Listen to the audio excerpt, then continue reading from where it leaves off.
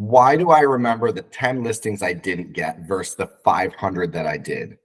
I can drive down Eddy Street and remember the faces and listing presentations with the seller that rejected me, but can easily pass 50 others that I sold and not even crack a smile. Receiving an email that states we're going in a different direction or regrettably we always stings. And we as real estate brokers go on job interviews every week. Is it the math?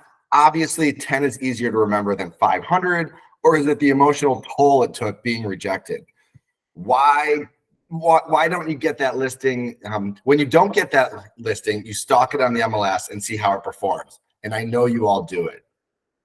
What's funny is you never know who beat you out, but you definitely know who beat you. 10 years ago, I lost a $700,000 listing to Brooke Deichman on Barry, another one to Lee Marcus. Tommy Choi and Josh Weinberg got one for me, and one or two for sure from my buddy Matt Laracy. There's other randoms, but to this day, I wonder why I didn't get it. And you'll just never know. You literally just have to pick yourself up and move on. Now, I haven't lost many listings, but it happens to the best of us. And I'm sure some brokers have me in their crosshairs because they've lost listings to me. That's part of the game. I have my listing presentation video linked in the comments below. Check that out. I was always confident and personable and went in with a unique approach. Today, I will talk about motivation, discipline, and preparation. This is how I was able to become successful and overcome the emotional pitfalls of this business. If you know me, you know how motivated I am and how much energy I have. That's just my DNA. I grew up wanting more and was always willing to work hard to get it. I wanted to be the best bagger at Jewel. That was my first job. And the fastest runner at the Board of Trade floor. Everything was a competition and the end game was being successful. That has always burned inside me. And it's been incredibly rewarding now that I'm standing on the top of the hill. So to me, I'm feeling like I want to give back.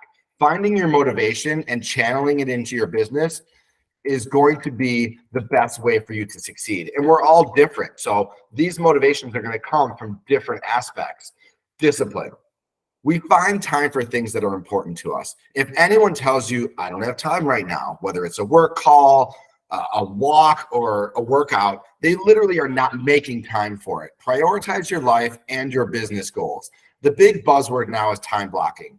I didn't call it time blocking 20 years ago. I just showed up and had a routine, very similar.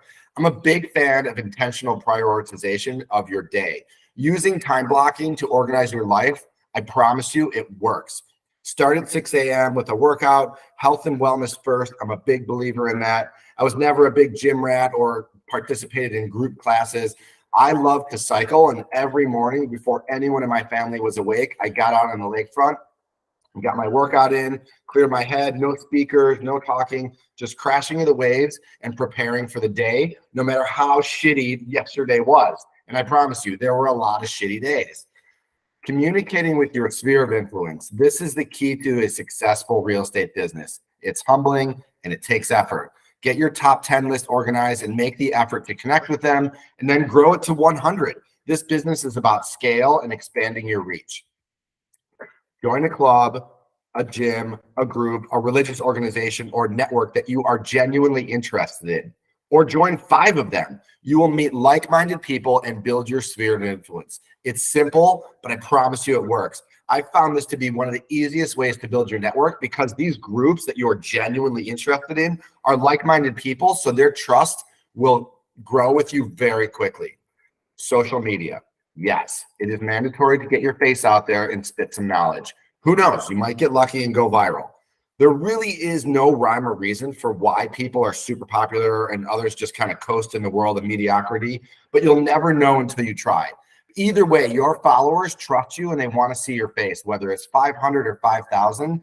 It's a great reminder while they're scrolling, if they're chatting with a friend or colleague that's chatting about real estate, they're like, oh my God, Matt's amazing. Here's his Instagram or here's his YouTube channel. You have to do it. Preparation. The definition is the action or process of making something ready for use or getting ready for some occasion, test, or duty. I mean, that literally summarizes it. Get ready. Practice your listing presentation and go in with confidence. Find a work colleague or hit me up. I'd be happy to role play with you. If you want to go through your listing appointment, I'm happy to critique and fine tune your approach. When you are at a social gathering, you have to find a way to bring up real estate. Bring up a fun fact that's in current events, or a fun deal you just were involved in. Make it known that you are a real estate broker without being too pushy or too slimy. You can also ask someone what they do for a living, and I promise you, they'll probably do the same. Easy way to break the ice.